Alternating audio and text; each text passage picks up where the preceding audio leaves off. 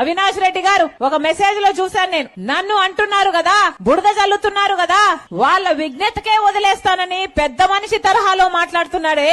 మీరా పెద్ద మనుషులు అసలు వాళ్ళ విజ్ఞతకే వదిలేస్తానని మా గురించి మాట్లాడుతున్నారే.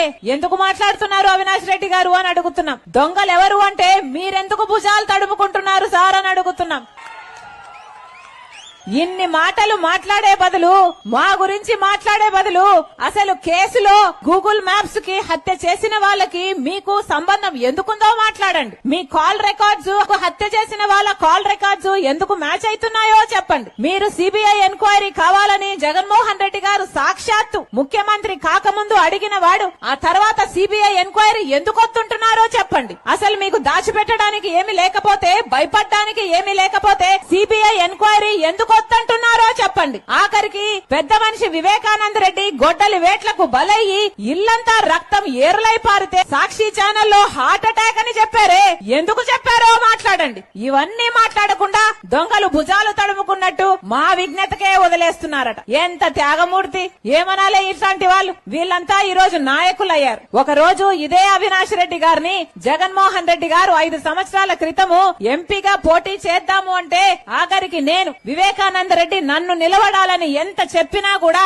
ఏం పర్వాలేదు, అవినాష్ రెడ్డి చిన్నవాడు మంచివాడు అనుకుని నాకేం అభ్యంతరం లేదు, అవినాష్ రెడ్డి గారిని నిలబెట్టండి అని ఆ రోజు చెప్పిన దాన్ని నేను. ఆ రోజు ఈ సీటే గనక నాకు కావాలి అని నేను మొండు పట్టుంటే ఆఖరికి ఆ సీటు నాదే కైవసం చేసుకునేదాన్ని. కానీ 3000 కిలోమీటర్లకు పైగా పాదయాత్ర చేసిన దాన్ని నేను జగన్మోహన్ రెడ్డి గారి కోసం. ఒక్క రోజు కూడా ఈ పదవి నాకు కావాలి అని గాని, ఈ పోస్టు నాకు కావాలి అని గాని ఒక్కసారి కూడా నోరు తెరిచి అడిగింది కాదు రాజశేఖర రెడ్డి బిడ్డ. ఈ రోజు ఎన్ని మాటలు అంటున్నారు. సోషల్ మీడియాని మీరు వేదిక చేసుకుని ఎంతగా అవమానిస్తున్నారు. ఆడబిడ్డలు అన్న కనికరం లేకుండా ఒకవైపు సునీతమ్మని, ఒకవైపు నన్ని తిట్టరాని తిట్లు, అనరాని మాటలు, ఎన్ని రకాలుగా వీలైతే అన్ని రకాలుగా అవమానిస్తారు. ఆఖరికి నేను వైఎస్ షర్మిలా రెడ్డినే కాదంట, ఆఖరికి అసలు నేను రాజశేఖర రెడ్డి గారికి ఏ పుట్టలేదట, ఆఖరికి విజయమ్మను కూడా అవమానిస్తున్నారే. ఇంగితం ఉండే మాట్లాడుతున్నారా? అధికారం అంటే అంత మదమెక్కిందా, అంత పొగరెక్కిందా, అంత అహంకారమా మీకు? ఏం మాట్లాడుతున్నారు? ఎందుకు ఇచ్చారు మీకు అధికారం? ప్రజలు కదా ఓట్లేసి గెలిపించారు.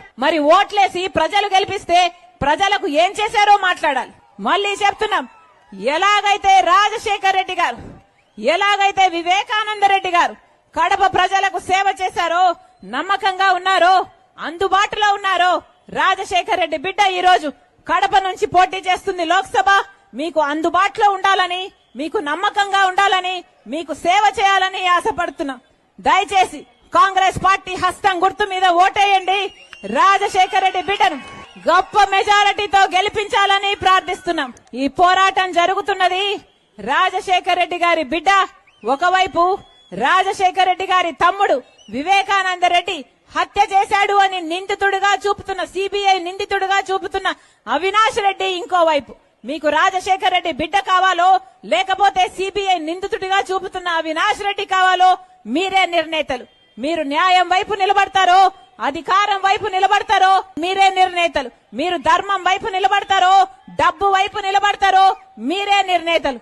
మళ్లీ చెప్తున్నాం, వివేకానంద రెడ్డి గారి ఆత్మశాంతి కోసం వివేకానంద రెడ్డి ఆఖరి కోరిక నన్ను ఎంపీగా చూడటం. మనస్ఫూర్తిగా ఆశీర్వదించమని రాజశేఖర రెడ్డి బిడ్డను మీకు బలమైతా, మీ బిడ్డనైతా, మీ బాధ్యతను తీసుకుంటా. ప్రతి ఒక్కరు హస్తం గుర్తు మీద ఓటేయండి. రాజశేఖర రెడ్డి బిడ్డ మీ అందుబాటులో ఉంటుంది, మీ బిడ్డ అవుతుంది అని మరొకసారి చేరి వచ్చిన ప్రతి అక్కకు, ప్రతి చెల్లికి, ప్రతి అన్నకు, ప్రతి తమ్ముడికి శిరస్సు వంచి చేతులు జోడించి మనస్ఫూర్తిగా ప్రార్థించుకుంటున్నాం.